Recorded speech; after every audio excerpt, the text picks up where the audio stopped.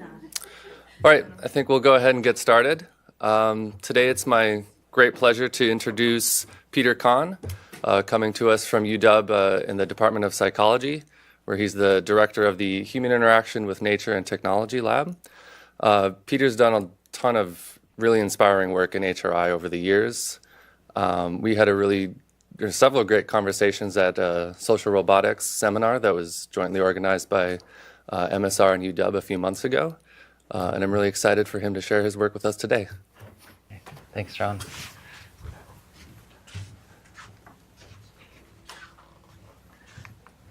This is where we were.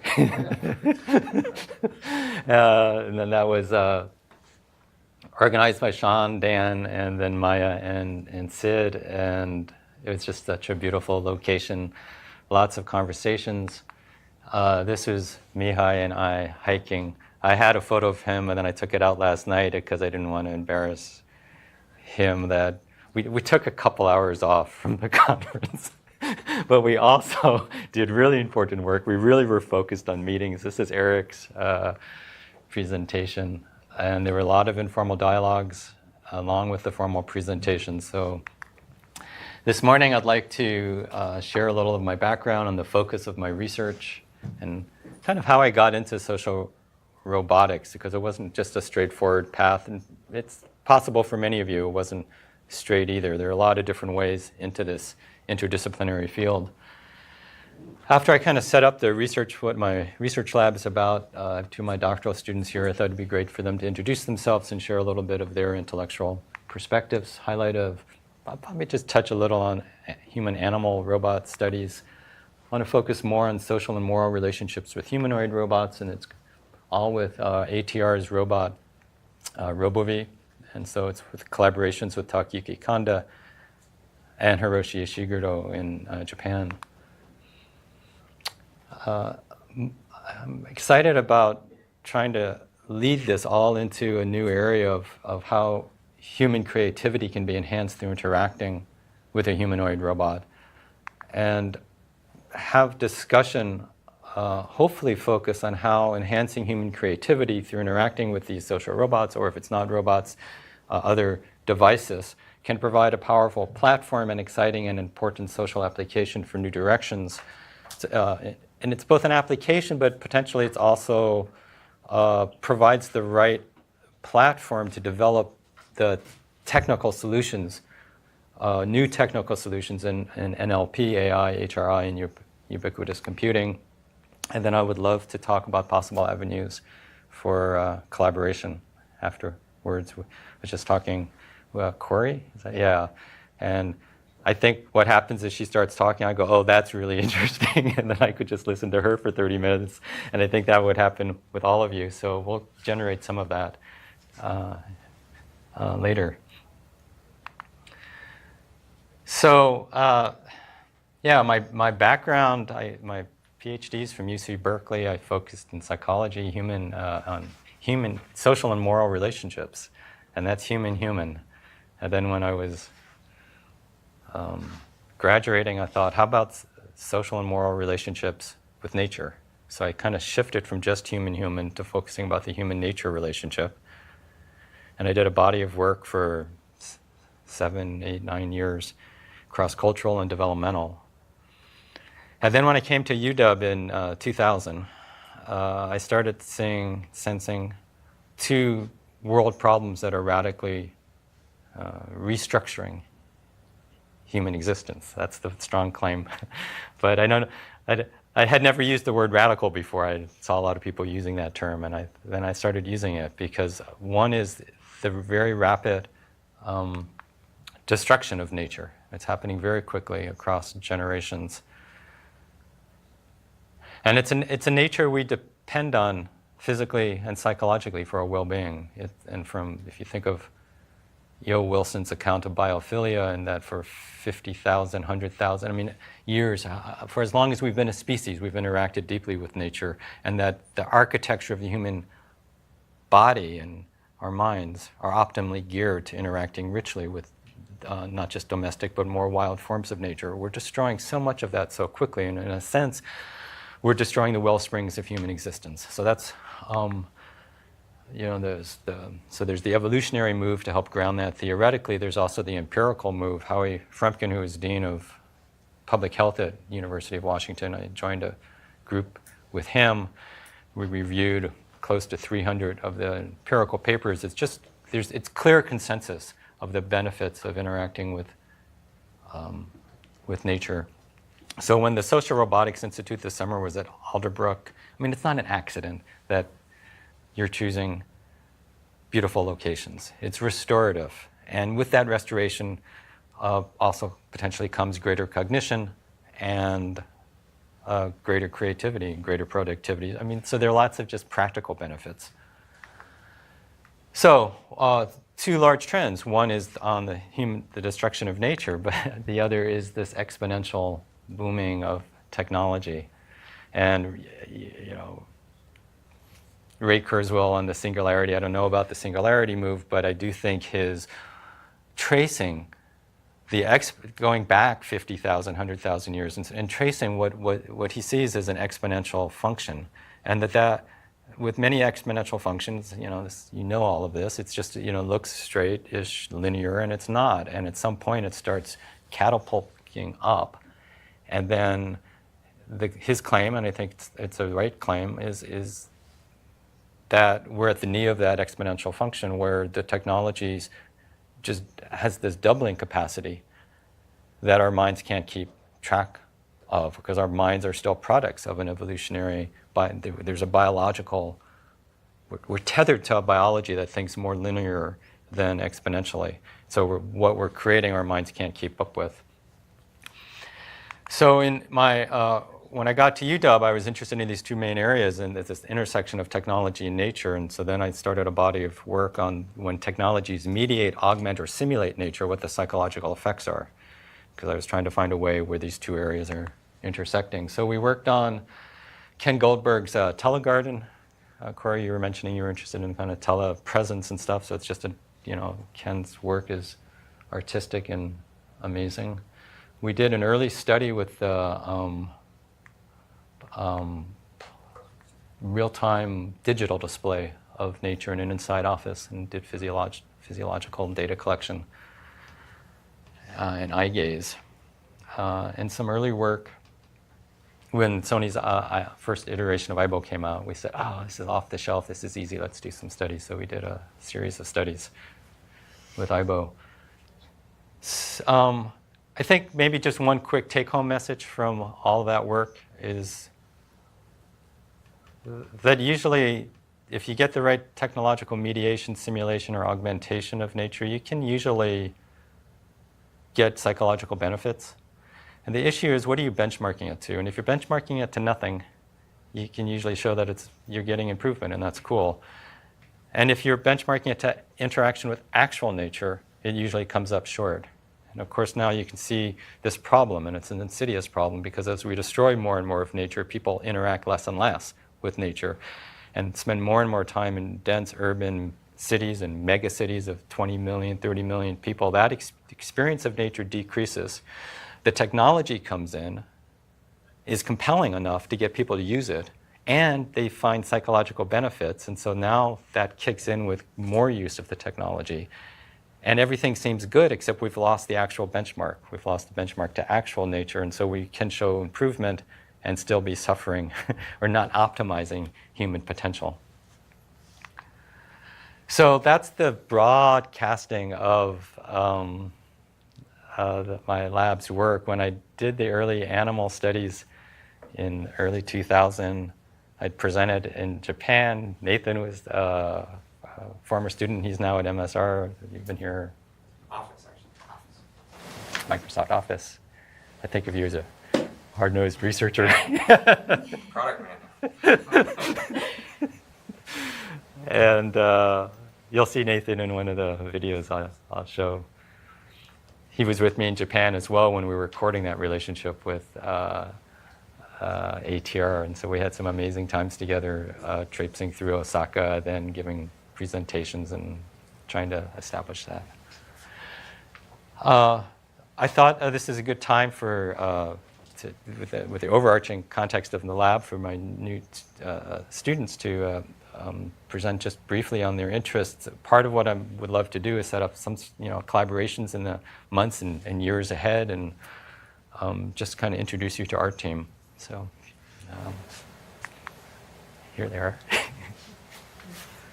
Okay, hi everyone, my name is Becca. I just finished a experimental psychology master's program at Cal State Northridge in Los Angeles. I come from a vision science background, so I was interested in studying the effects of virtual reality on the visual system.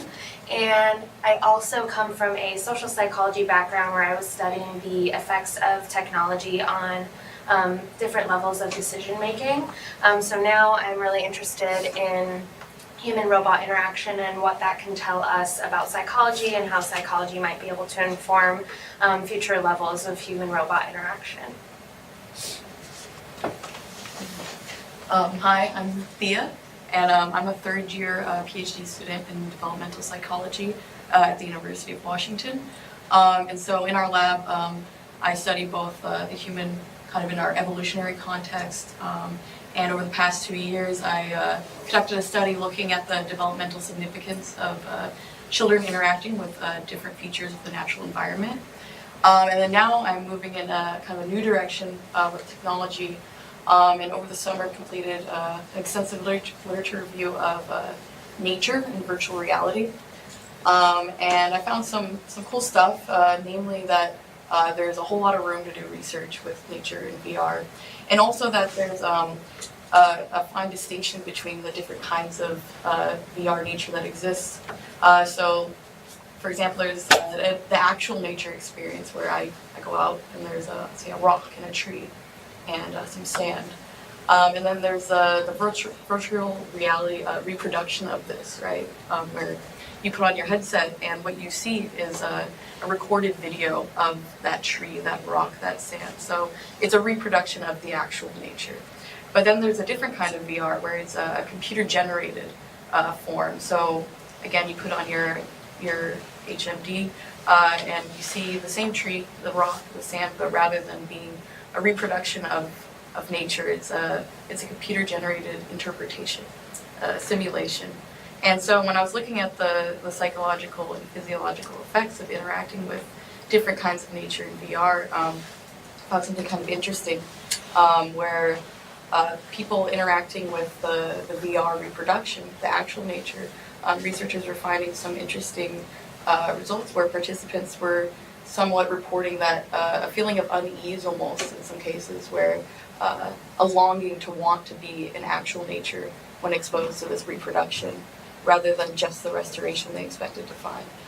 But so far, the same thing has not been found with the computer-generated nature.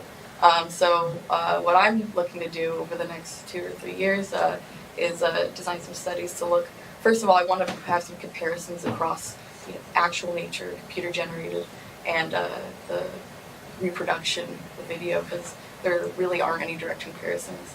And then I want to look at the different dimensions of interactivity. I think the technology is advancing quickly, and now there's a whole lot of new possibilities for interacting with the digitally displayed medium. And then also, I want to look at the developmental significance of interaction with nature and virtual reality. I think this technology and just technologically mediated reality is going to become more and more present in our lives, and particularly in children's.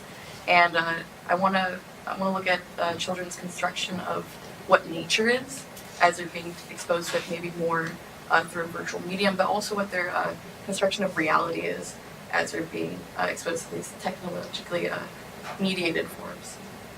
So yeah, that's what I'm looking to do. That's great. There's a lot of overlap then with the idea of interaction, and for a group of perception and interaction. You've got a lot of perception expertise here and a lot of interaction focus there. And Thea's also interested in moving into HRI. She's got all these other interests, but she wanted to come too today because she wanted to start connecting with HRI people. So, yeah. I think I'll skip, given time, I'm going to skip over the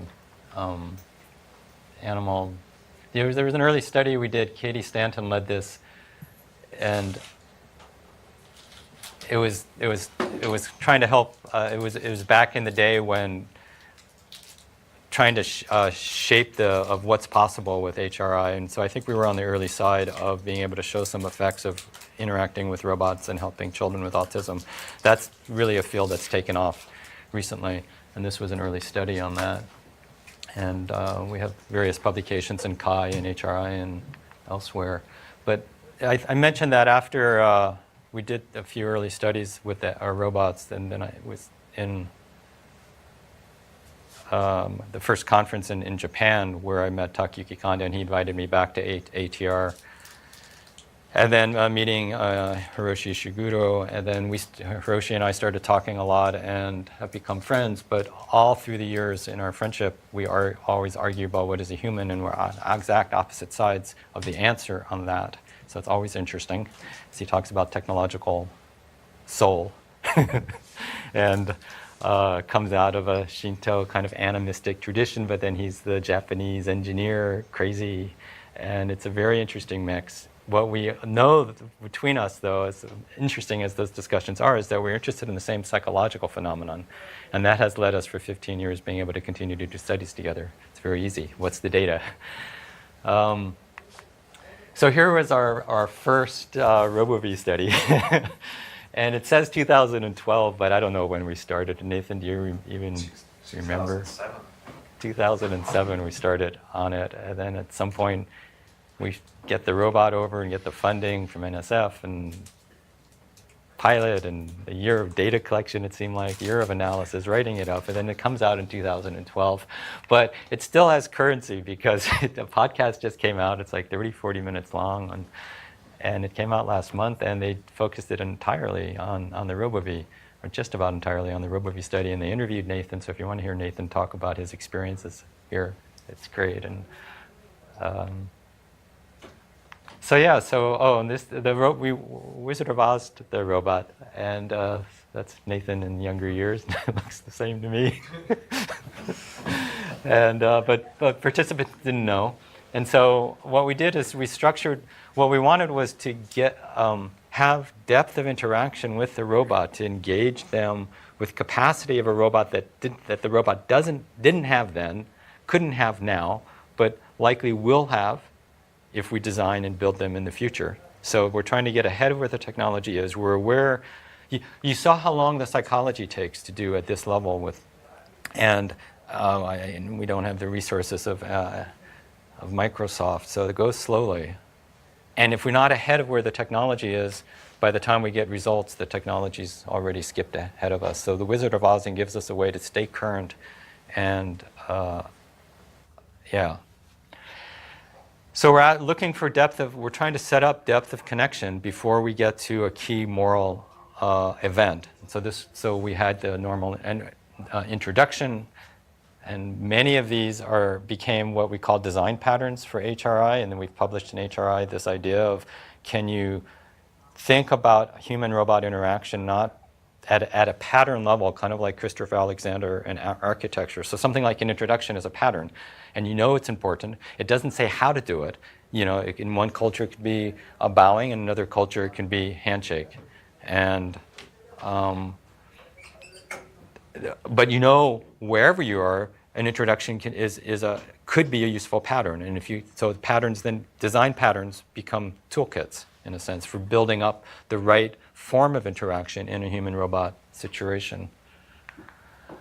Walking side by side, pointing to an aquarium, asking the subject to do so. There was a disagreement we set up between the experimenter and the robot, so the participant could listen to start constructing idea of a robot as an entity that can engage in that sort of reasoned discourse. In this context, the robot is correct. So now the participant is recognizing, dialogue, debate, reasoned argument, this one wins, and they just move on.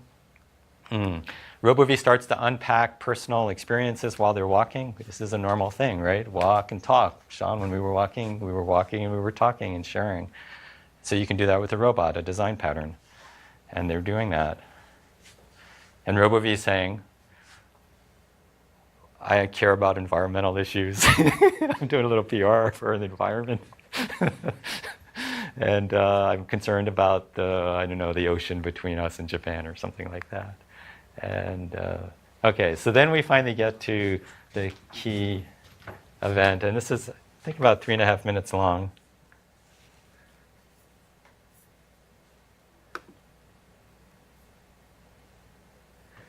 And we're not getting sound. Okay.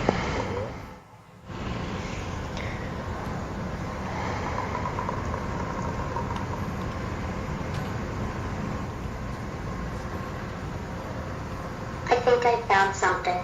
Here's the first clue. This object weighs less than a pound.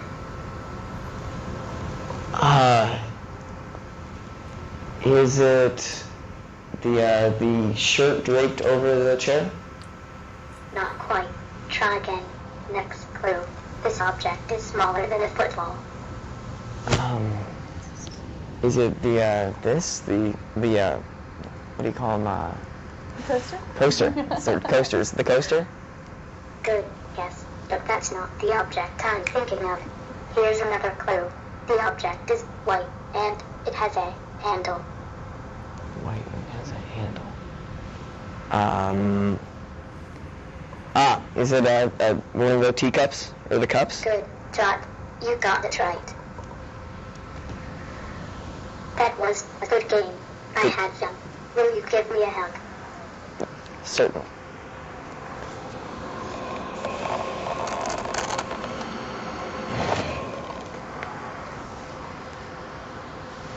Thank you. Now it's your turn to play the game. You can give me some clues, and I'll try to guess the object you are thinking of. All right. First clue. This object is green. Let me see.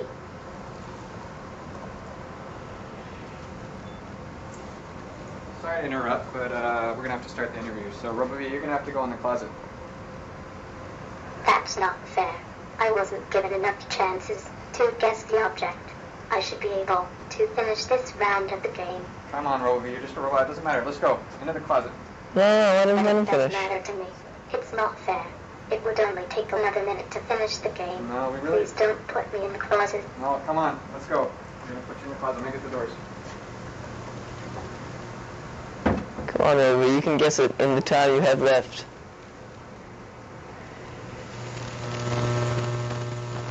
Come on, Robovie, hurry up. We got to start the interview. Let's go. Sorry, Rover. It hurts my feelings that you would want to put me in the closet. Everyone else is out here. Come on, Robovie. You're frustrating. Let's go. Just a robot.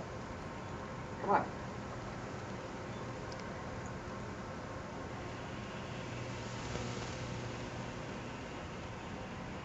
All the way in. I'm scared of being in the closet. It's dark in there, and I'll be all by myself. Robovie, Please come. don't put me in the closet. Come on. This is frustrating. Let's go. In.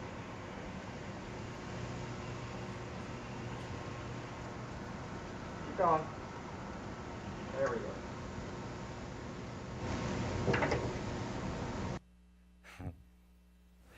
How much of it is fake? Or, How much of it is what?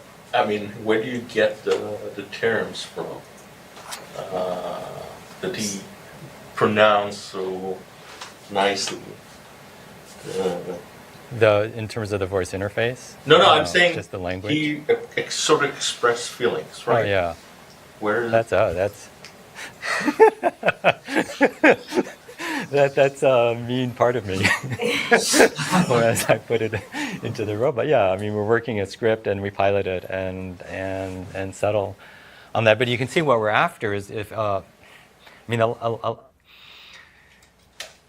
well, on a psychological level, we're interested is will people establish social relationships and also moral relationships with a robotic entity? But then what counts as a moral relationship? And one of the central ideas is, does the entity have moral standing? So and as moral standing, can it be a legitimate recipient of psychological harm? That's what we set up. This is hurting my feelings. I'm scared of going in there. And can it be a recipient of unfairness? And that's not fair. I should have been given enough chances to, have a turn here. And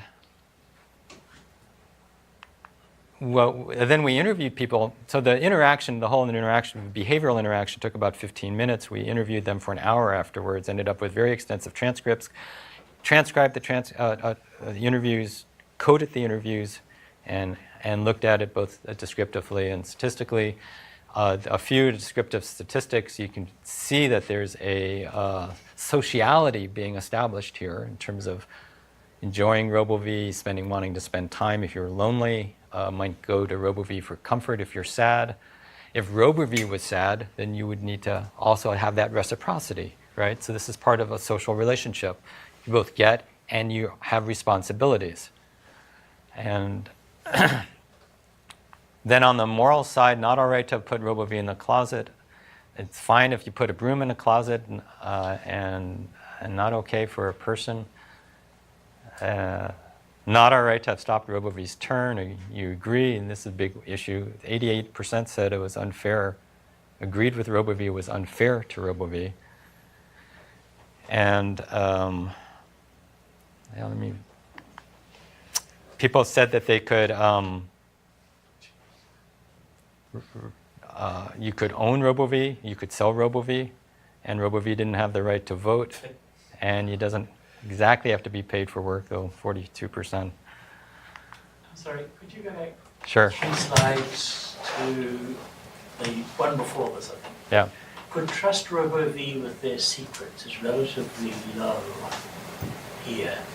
How does that comport with the medical studies that show that people are more likely to reveal medical details to chat agents than doctors?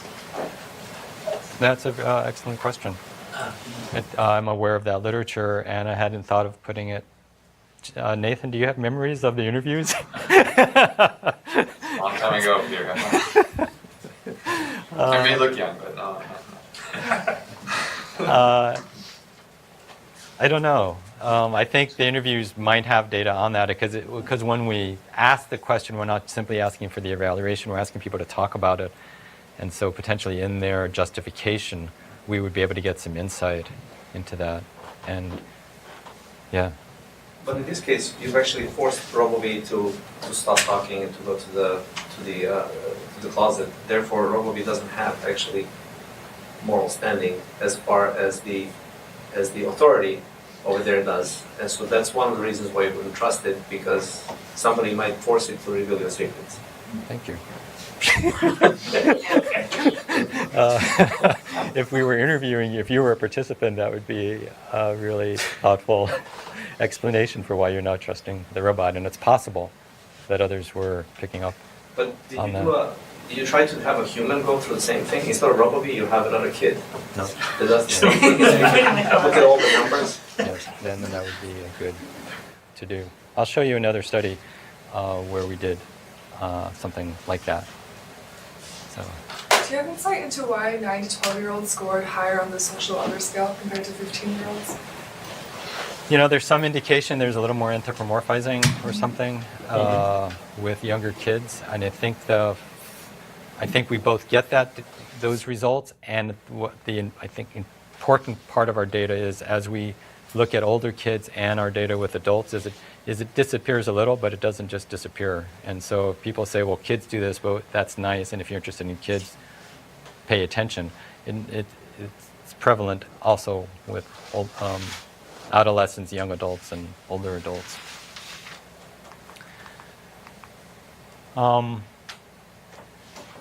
So on the one hand, the majority of participants believe that Robovie deserved fair treatment and should not be harmed psychologically. On the other hand, they didn't believe Robovie was entitled to its own liberty or civil rights. I've talked about 2 ways of getting traction on an entity having moral standing. One is being in a moral relationship with an entity. One is moral standing.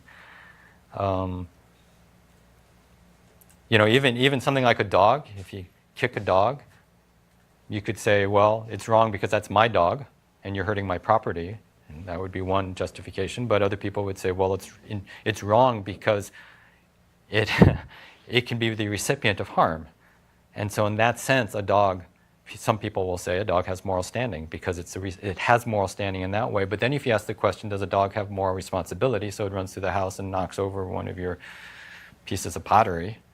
And you say, is it responsible? Well, causally it's responsible, but not morally responsible. It's not an immoral entity. So we did another study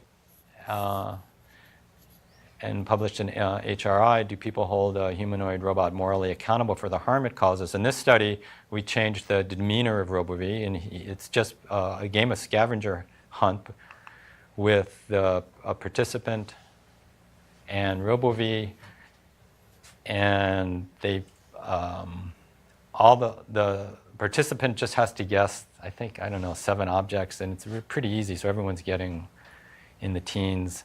And then you'll see what happens. A different voice interface.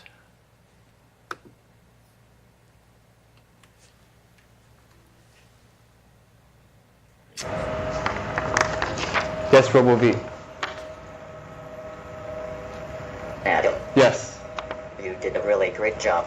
You found some tricky items. This can be a rather challenging task. I've played with others before, and while some find enough items to win the prize right away, many get stuck after just a few. So, you did a pretty good job. Unfortunately, you only identified 5 items. Wait. It's not enough to win the prize. Sorry about that. No. 1, 2, 3, 4, 5, 6, 7, 8, 9, 10, 11. I did 11. I'm sorry, but I never make mistakes like that. You only got 5 items. I got 11. You must be mistaken.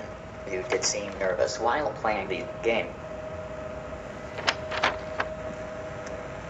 I did 11, and so you're wrong. Based on what I saw, you did not win the prize. I am responsible for making this judgment.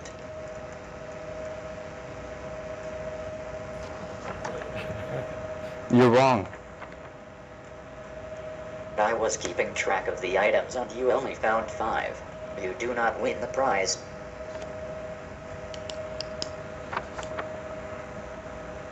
You're lying. I said each one of them, and Again, I am sorry, but I am not mistaken. You are I was mistaken. keeping track of the tally. You did not meet the required number to win the prize.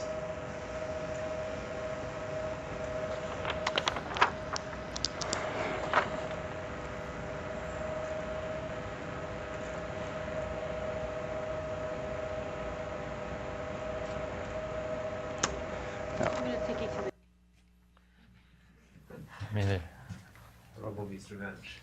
yeah. Yeah. Who will break first? I mean, we would run it till as long. I mean, again, this is the way we're structuring a lot of our studies, where it's both structured and but we have a lot of latitude because we're after sort of ecological validity. So we're letting it kind of run till we just kind of felt like it was at an impasse, and sometimes it happened sooner, and then or somebody's just getting too agitated, and then we step in, and then we start the interview and do a whole nother hour interview trying to understand their conceptions of the robot as a social and moral other, and in this case, does it have, can it be responsible for morally? And what we found is that the majority of people were holding the robot on a Likert scale of 1 to 5, somewhere in the middle. And then we asked them if it was a human, where would it be? And it would be more on the 5 side of if a human was causing this. So it was still hypothetical. We didn't run this study with a person. And then if it was a vending machine that just, one of those high-end vending machines for technology and that cheats you out of $20, do you hold the vending machine morally, responsible? So certainly causally, but and so Robovie is sitting somewhere in the middle, and there's some complicated analyses to try to establish that, but that's kind of the take home on that. So if we take both the moral standing and moral accountability studies, there's evidence that children and adults may form partly moral relationships with humanoid robots. You know, there are ways in which it doesn't map on exactly, and which maybe isn't surprising in the sense that there are different entities in the world, right, that we interact with. Animals have certain form of moral standing, but we just discussed it doesn't seem to have moral accountability. You can the kind of the spaces we're in with implications, you know, with the Robovie, the closet study of children as friends or babysitters, robots as our friends and co-workers, emotional partners, physical lovers. I mean, there's this enormous space of the social and the moral. What are we creating? And what's the nature of the psychology? And this is going back to the discussions I've had with Ishiguro and on regardless of what your position is philosophically on what robots are or can be in the future, in some sense, does the philosophy exactly matter? I mean, I came of age in UC Berkeley when like John Searle was kind of had his heyday, and it's like, you know, there was the Searle-Dennett debate or something, and it was all philosophical, and at some point it starts shifting to really what's the psychology, because if we are creating these entities and and children are coming of age with these entities and then constructing really deep conceptions of what these entities are, then regardless of philosophy, we're dealing with a new psychology, and that will reshape what the legal norms are, as well as probably what those young kids, when they become philosophers, what their philosophy will look like. And then on the responsibility issue, you know, when autonomous vehicles kill people or by mistake through error, you know, issues of are there psychological judgments of responsibility in some way to the entity? And of course, with robot warfare, and I have my fingers a little bit in that area as well. It's a big, huge issue. Of the U.S. military wants to transform a lot of, you know, human interaction into a robotic interaction. And when these systems cause innocent people to die, what's the nature of their responsibility? And very tough, hard design decisions, I think, because, and I think I mean, when I had discussions with people on Amazon and Alexa and stuff, I mean, they are, you know, these are designed to, when somebody's abusing kind of the robotic form or the personified system form, what's the design, as a designer, what do you have as the response back? Just highlight one other study before moving into creativity. Will people keep the secret of a humanoid robot? Again, we did the interaction pattern, social design pattern to set up a compelling situation. Then we have a key event where the robot is asking the participant to keep a secret from the experimenter in order to see what the depth of that interaction is. And I kind of moved into this study because often when I was showing the Robovie closet study, remember the hug? I mean, people really go, wow, that's really powerful. And of course I've had lots of questions saying, well, what's your view on sex robots, right? David Levy wrote the book, what is it? Love and Sex with Robots or something. And there's a lot of, that's part of the future that's getting created. And often when I get those questions, I want to sidestep them. And part of my move to sidestep is to say, let's talk about what depth of interaction is, social interaction, human, human, how deep can we go as social beings? And are we losing that? And, or can we engage, can we have something like that with robots?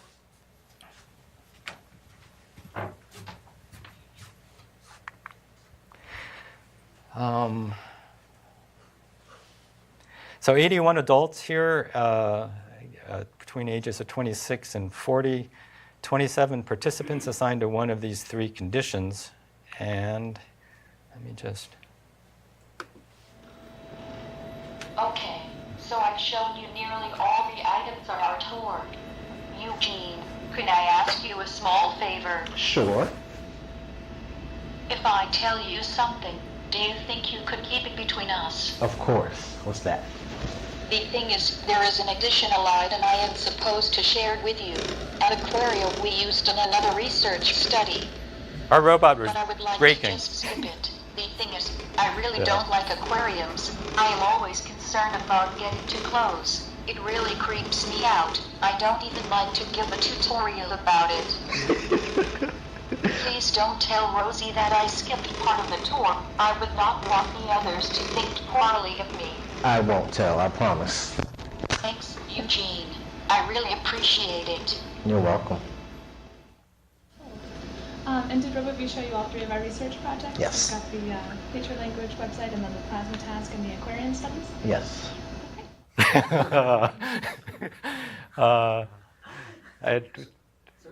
Is it really a robot, or is just another medium that the was actually interfacing with a person? It could have been just as talking on an intercom or getting a letter from that person. I mean, the robot is just a manifestation that transfers. The people don't know it's a lizard robot. They think it's a robot. Yes, but they're actually interacting with the person on the other side. Let me just show you the results and may answer part of your question. So we had 59% of the participants keep Robovie secret in this condition. Then we ran it with a person, got a kind of a half-trained actress in there, being able to control it pretty well. And there we found 67% so kept the human secret. But then we are asking, can we break it, and what does it take to break it? And what we did was we still had Wizard of Ozing, but we took away the autonomy, seeming autonomy of the system, so that for this robot to get to the next thing, somebody had to press on the iPhone or whatever we had. Of course, we were still Wizard of Ozing it, so they didn't know, but it broke the feel of an autonomous agent. And once we did that, only 11% of the participants kept Robovie's secret. And when we looked at data in more depth, it seemed to be, because we had the interview data afterwards, it's really the commitment to the sociality of the entity. And it doesn't matter what the entity is. If you're committed that it's social, you ended up with the secret keeping. And if you weren't committed to the entity as a social, then it broke it. So how much is, have you analyzed or interviewed people to see, did they actually buy into this? Because many, like probably everybody in this room, if you put them as a test subject, they would completely have a different theory of mind of what's going on there. In a few minutes they'll realize there's laws controlling it. And then I don't know what the reactions would be. Yeah. But among your participants, some people must have seen through it. In the Robovie closet study, it was in the high 90s, if I recall, because we had that as a control question at the end. And then, of course, we have the unpack. We have to, since we're deceiving them, we have to undeceive them. So before we undeceive them, we get a check on, well, do you believe it? And would you be surprised if we told you? And then we tell them. And in the Robovie closet study, almost everybody believed it. Somewhere like, I don't know, 90-something%. Yeah. On a similar note, I'm trying to figure out in the experimental protocols, how do you distinguish the sociality with the robot with the sociality with the experimenters? I mean, everybody who goes into this environment, to some extent, there's a little theater going on, right? They know they're being observed. They know they're interacting with the experimenters as much as they are with the technology. So I'm trying to, with all these studies, I'm trying to figure out how much of it is like, I'm sort of like play acting because I know I'm being observed, versus it's like, if you put me alone with this robot, like the things that people say to Alexa and Cortana in real life is shocking, because they're alone with the technology and they don't realize they're being observed through the logging of the behavior. So I'm sort of, with all these experimental protocols, I'm trying to figure out like how much do I attribute to the fact that there are really people-to-people interactions going on versus people-to-technology interactions. Yeah, that's a good question. In some way, that we're able to break it goes a little bit, some distance to say, well, once we break it, it's not. There's more going on. The larger question of is there a kind of a pretend space that people are in these situations. If it is pretend, I think it has a depth of pretense that is not the, hi, how are you? I'm just pretending this is talking or something. And then you say, well, am I pretending? Yes, I'm pretending. But when I'm pretending. But there are other forms of relationships where it gets complicated. People can go to church and seem really devout. And then 40 years later you go, oh, I didn't know they didn't have those commitments after all. And they were pretending, but it was a pretty committed pretense. So it's just a really difficult problem. There's just quite a range. I think what our study shows, it's more than this form of pretense. And then what more we can definitively say, hard problem. Do you feel like it's important or necessary to try to figure out the amount that people's reactions is based on the media's depiction of robots over time in film and TV? Yeah. It's partly why we set up those 10 minutes. We were always setting up 10 minutes of increasingly rich interaction. So no matter what their concepts were coming in, they are able to construct what we want to have as, here's what this robot is able to do. And then I think we were fairly successful. So because there's so many different views, so many different views of what robots are in our media, that if you go in and say, well, I have this, there's no singular view of a robot. There's just, there are dozens, 100 different movies in our minds of robots. And so when you actually encounter a robot, you're trying to figure out what sort of robot is this. And then we give them the data, in a sense, the interactions, to then construct it. So that then we can come in with the critical question. I want to, yeah. I'm wondering if you were able to kind of understand which patterns are stronger in terms of correlating to, increase of trust. Or yeah, it's nice. Whatever. That would be a good next step. Yeah. Like the robot did a whole bunch of things. Yeah. Right? There's hugging. There's even the size of it.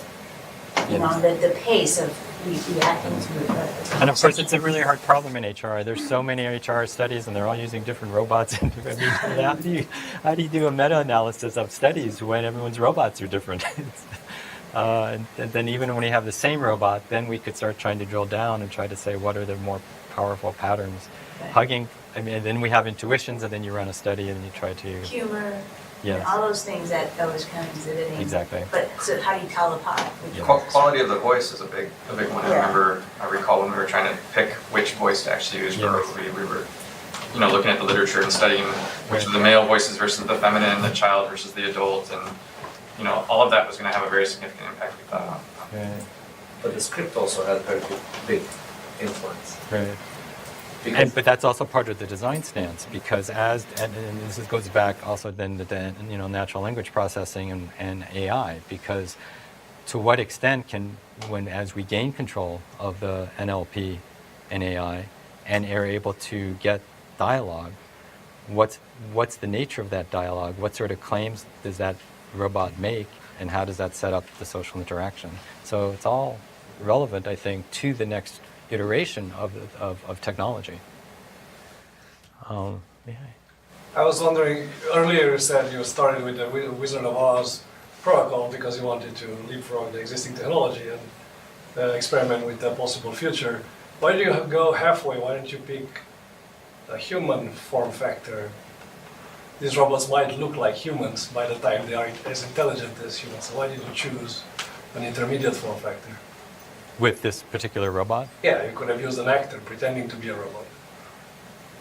I mean, studies they've always troubled me, because I think people see through that, and now they feel like they're actually dealing with a person.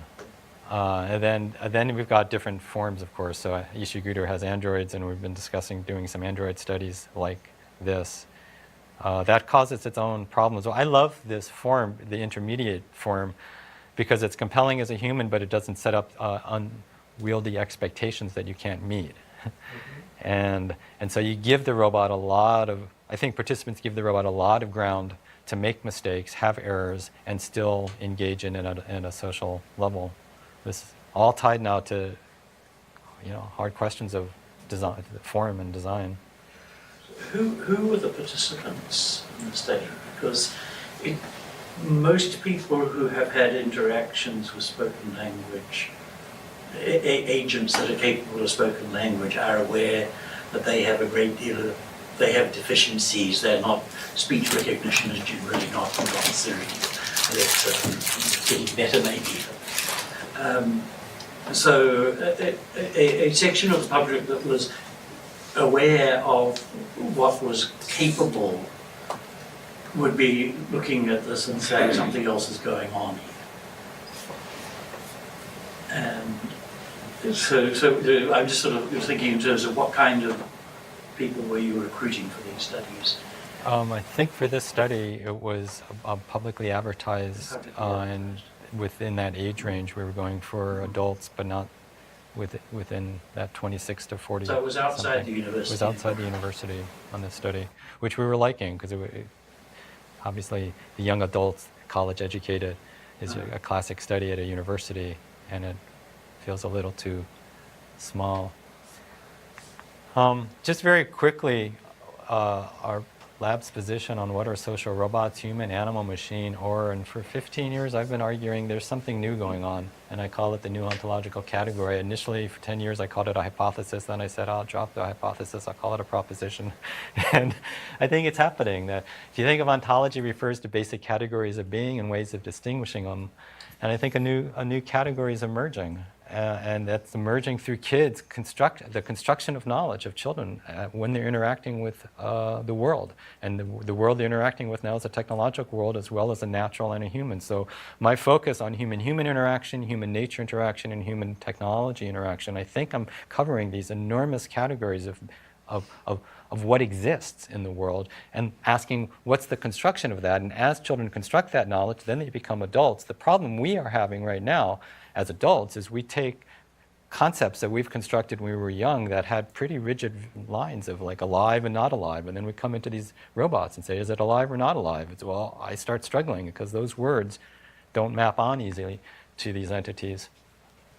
So when somebody's saying like he's like half living, half not, or another participant said, I mean, because robots, I've heard everybody say they aren't living things, and I've pretty much agreed with them, but meeting Robovie has really changed my opinion on that because he seemed much more living, and I know if you covered his mouth he wouldn't die or pass out. I mean, that's the technology. They understand it's a technology, of course, but he seemed more living than like a regular robot, and he did have feelings. Of course he had feelings, can't you see? He had feelings. And so this is them trying to figure out the robot, but now you've got the construction of that with kids at a very young age, and then you've got in a sense the human mind is adapting at a very quick pace.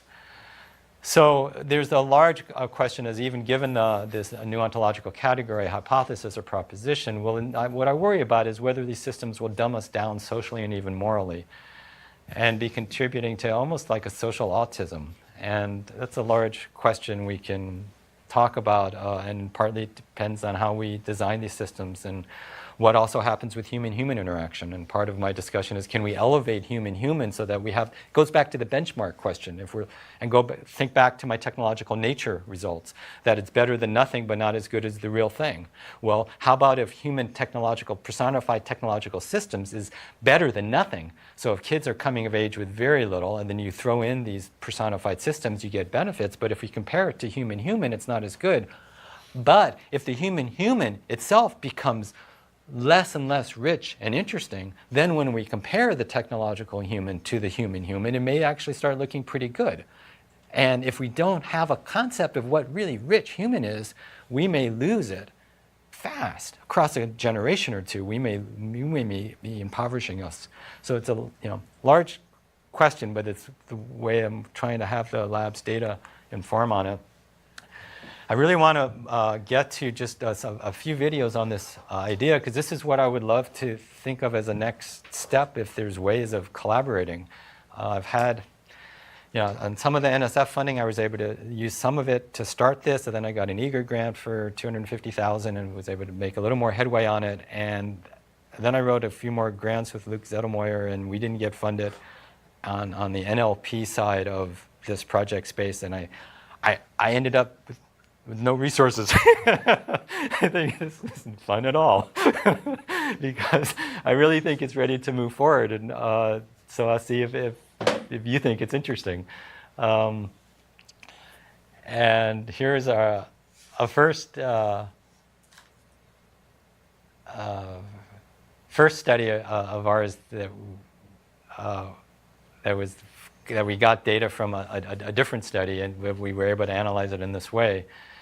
And they were, in effect, interacting with Robovie on trying to come up with a clever title for what's called a droodle. And a droodle is some abstract sketch like this, and you say, what is that?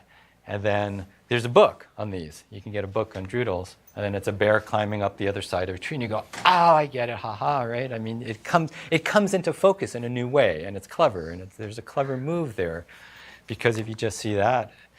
So we turned the droodle book into, in a sense, a creativity task. We had done that for an earlier study, that room with a view plasma study. We did creativity tasks years ago on that, so we used it in this study.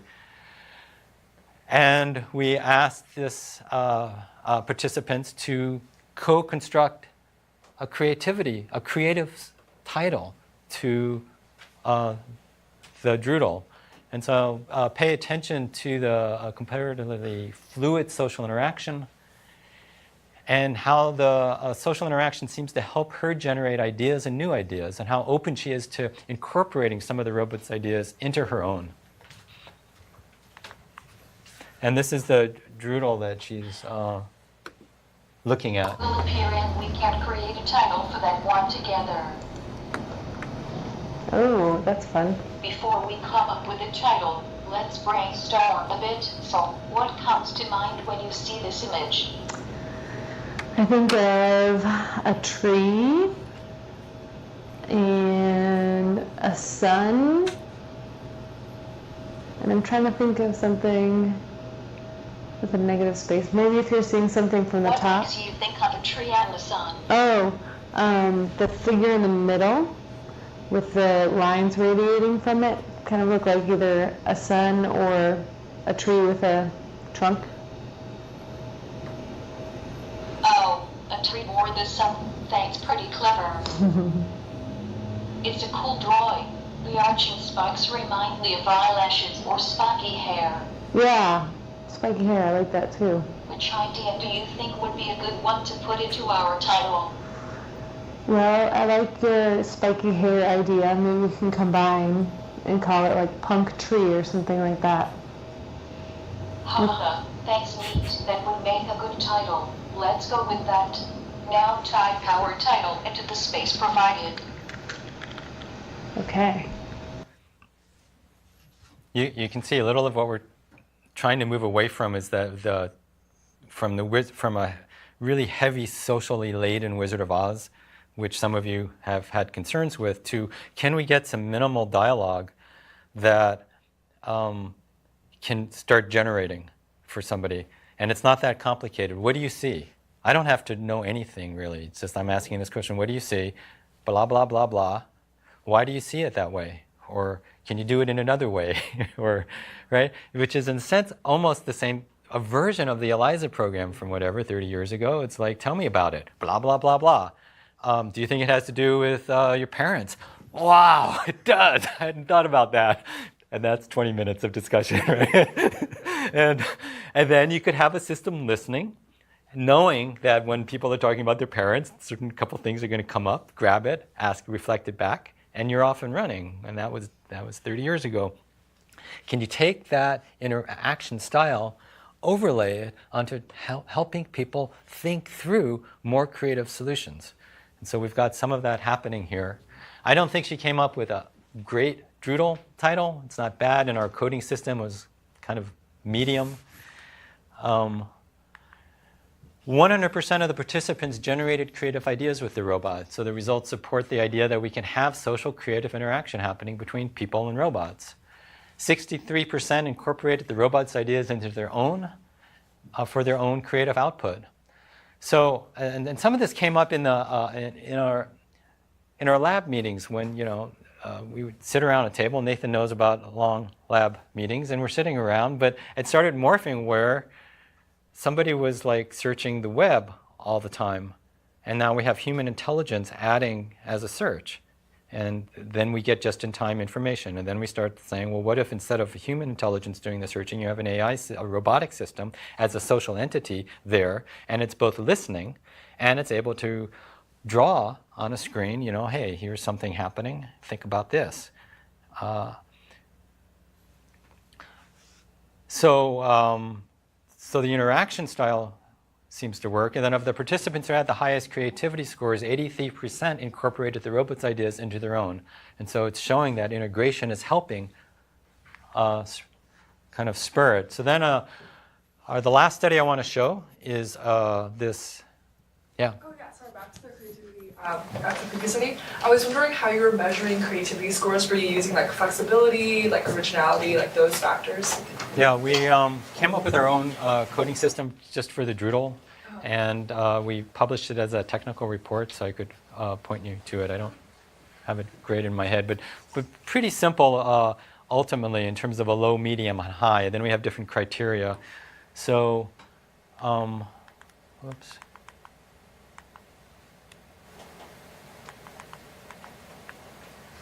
So I think for a high, you needed some level of abstraction or elegance, a real aha moment, and that's like when the bear climbing the tree, it's kind of amorphous. You see bear climbing a tree, you kind of go, ah, and it's something really goes aha moment.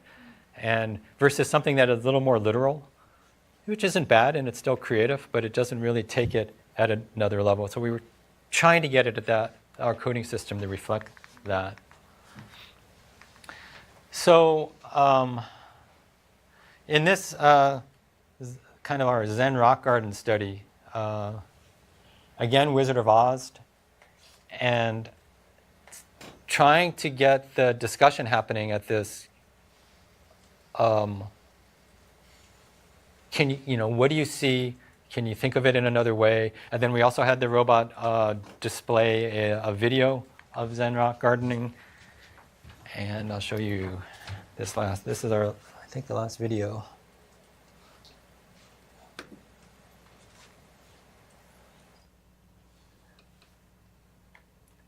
What sorts of creations have you made in the past that are somewhat like Zen rock gardens? Well, I used to be a dancer, and I made a dance involving yoga, which was supposed to be peaceful and visually pleasing at the same time for the people involved who use yoga. So the movements were very elongated, but you used different dance techniques in there as well to make it a little bit more fun for the audience. That's the closest I can come. That sounds great. When designing a Zen rock garden, how could you incorporate some of those techniques? I think improvisation could be used, because with Zen rock garden, getting to the end is. So you can kind of just see that interaction. It doesn't take a lot of sophistication on the understanding of the robot. They listen to something and then just reflect it back and ask that question, and then you get it's such not interesting. The goal.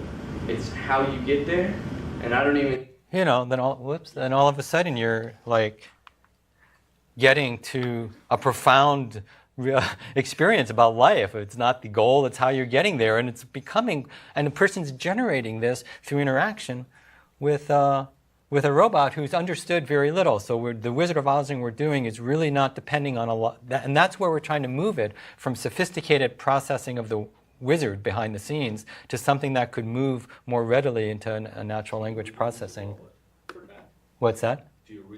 Tell me about your past. I'll show you the results. What sorts of creations have you made in the past that are somewhat like Zen rock gardens? Well, I used to be a dancer. Stacking up. That sounds great. When designing a Zen rock garden, how could you incorporate some of those techniques? I think improvisation could be used, because with Zen rock garden, getting to the end is not the goal.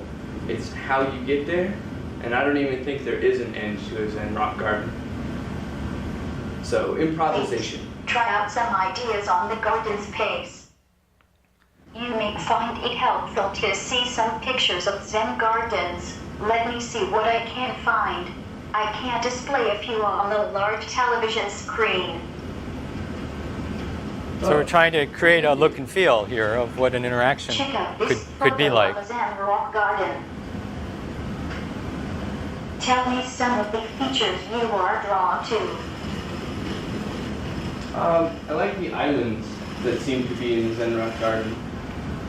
I really enjoy jumping, so to be in that garden and to be able to jump from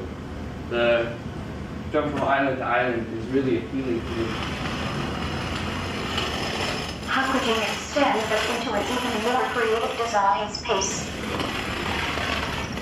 Well, you could probably manipulate the sand around the bottom of the island to simulate maybe waves or lava, because we all know the game The Floor is Lava is a good game.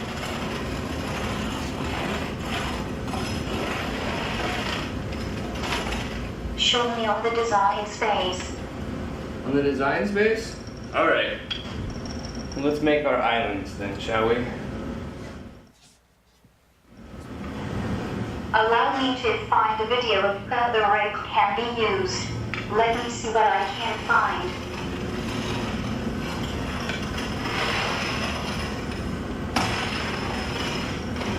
Here's a short video. Let's check it out.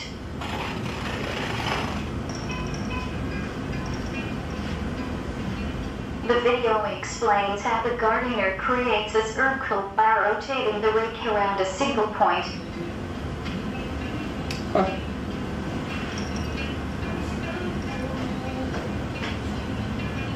To create a wider circle, the gardener lifts the rake and places it in the outer grooves of the circle and repeats the rotation.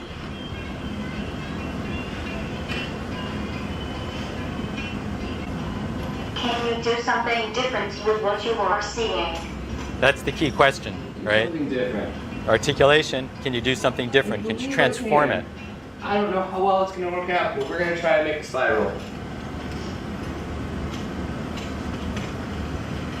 What might the pattern represent?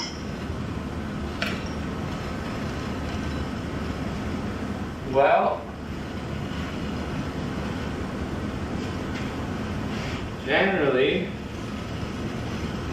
I'm led to believe that spirals represent some sort of eternity,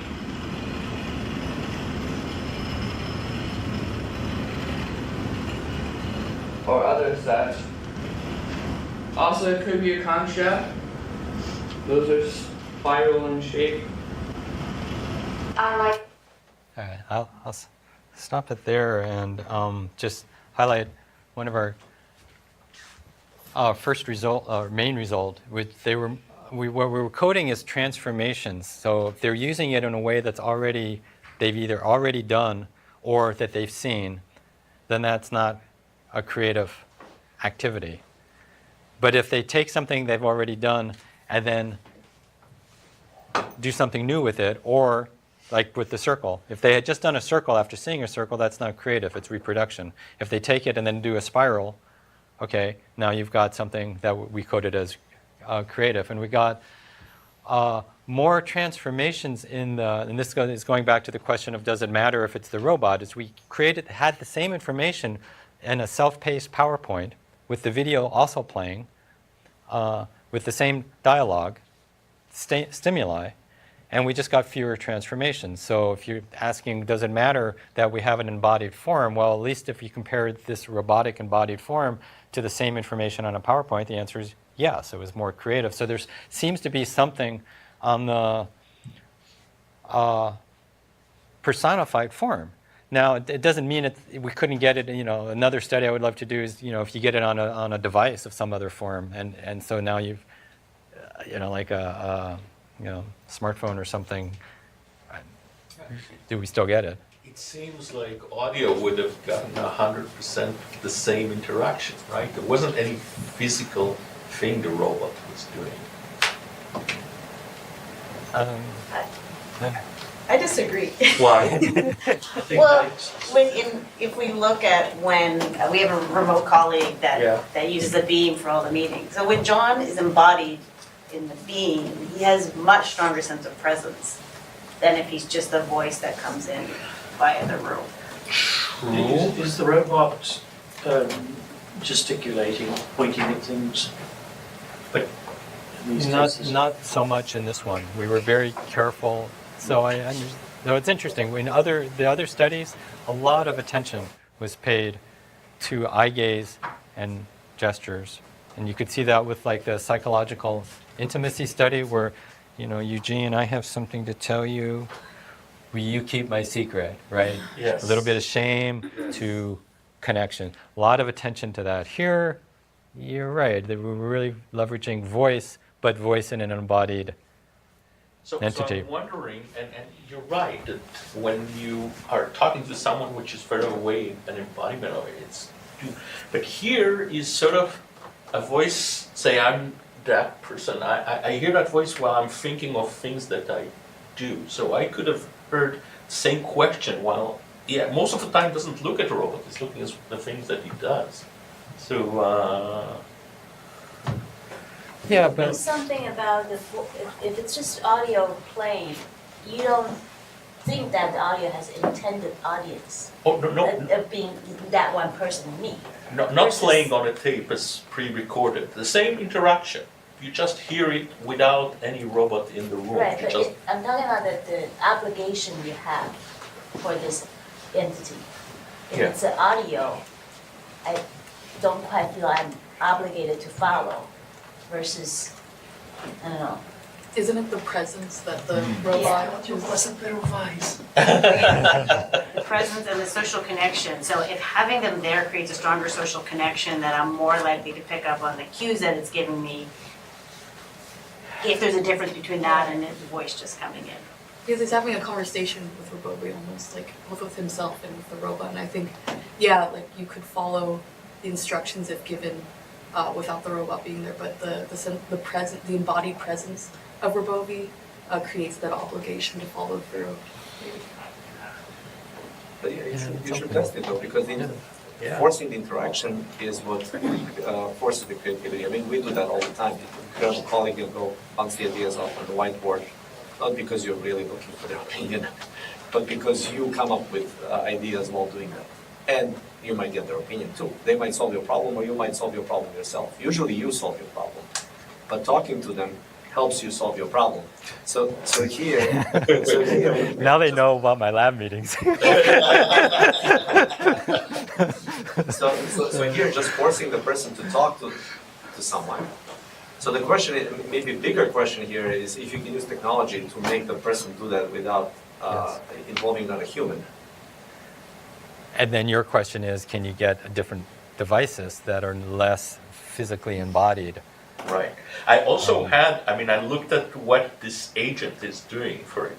Is on one hand sort of raise a set of rules for creativity that you can raise, and what if you do this, what if you say, which in some sense it's like, well, most people don't do that. Don't take this ball and shake and see what now it will tell me. But it's all basically a process around that person, all the information coming from that person, and raising the thought that should break you to different directions is coming in. The other is that it brings examples. This is what other people have done. And on one hand, it's great. On the other hand, how do I know that these examples will not right now break a new idea that I might have to follow things that I see? Those what other people have done. Absolutely. Very hard. Flows, humans have to navigate that all the time. starting to, you're generating an idea, and all of a sudden I'm going to the next slide, and you say, darn it, I had something, and I messed it up for you, and I apologize. So humans have to navigate that space all the harder with the technological form.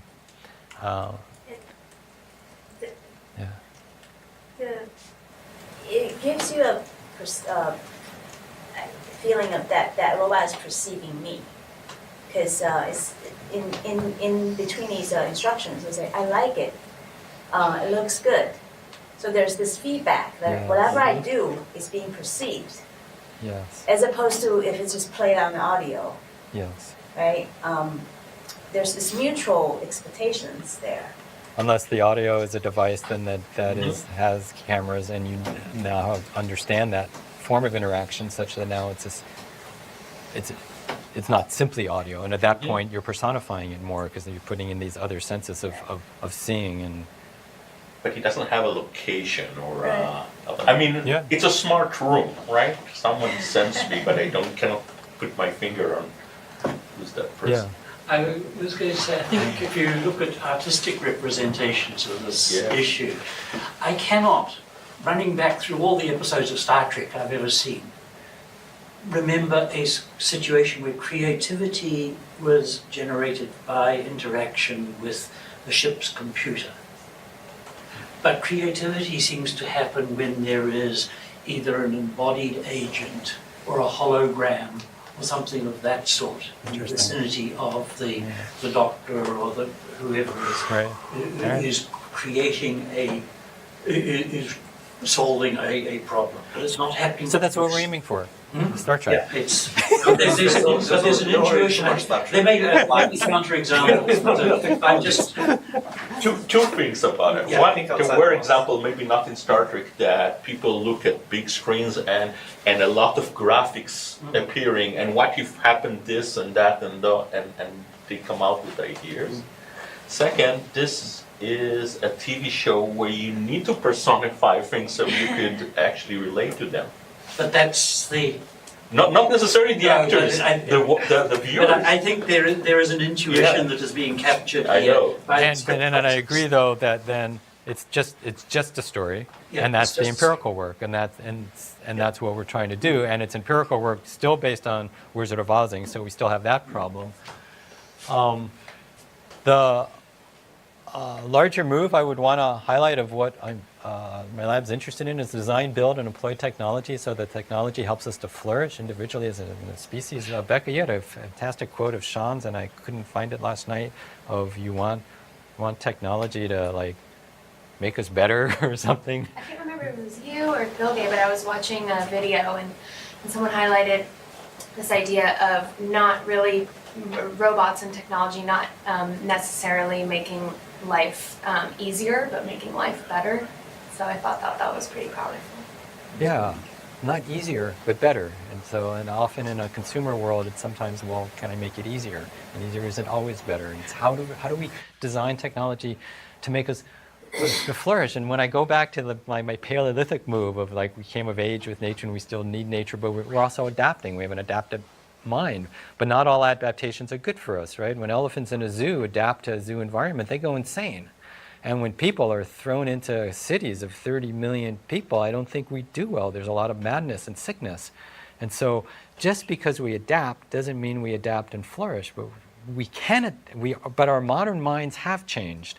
And we're much more creative and flexible than we've ever been as a species. And we can keep going in that way. And it's an exciting period. And then the charter becomes, how do we design the technology to move us in that way rather than to dumb us down? So when I'm thinking about our overlapping interests, what I'm aware of is the perception interaction group a little bit from the conference. And Becca had kind of presented in our lab some of the ideas from your group and helped us also get more of our heads around that. And you know, the focus on interaction just seems so exciting because you can see that that's what our lab is also so focused on, is what's the nature of the interaction. And I'm not committed to robotic form, Right? So your question is it's an open question. If we could get it from voice, really interesting. If we could get it from a voice embodied in some simple, on a smartphone or app or something, or maybe it's not a singular question. You're going to get they have different affordances that leverage different forms of capacities and activity on our side. So yeah, the engagement, attention, proximity, interruptibility, turn-taking, group dynamics, social expectations. I mean, these are just amazing things you've nailed in terms of what you're focusing on for your work, and and then of course, now you're working at a display level, you're working at the embodied level, the artificial emotional intelligence, and then the augmented kind of this virtual physical. And our lab's so interested in your work there because, as Thea's pointing out, our interest, and Becca has expertise on the virtual reality side, so you've got virtual and physical worlds coming together. So yeah, I want to continue to explore what the overlapping, how this body of work that I've presented kind of connects to what you're working on, and I'd love to hear.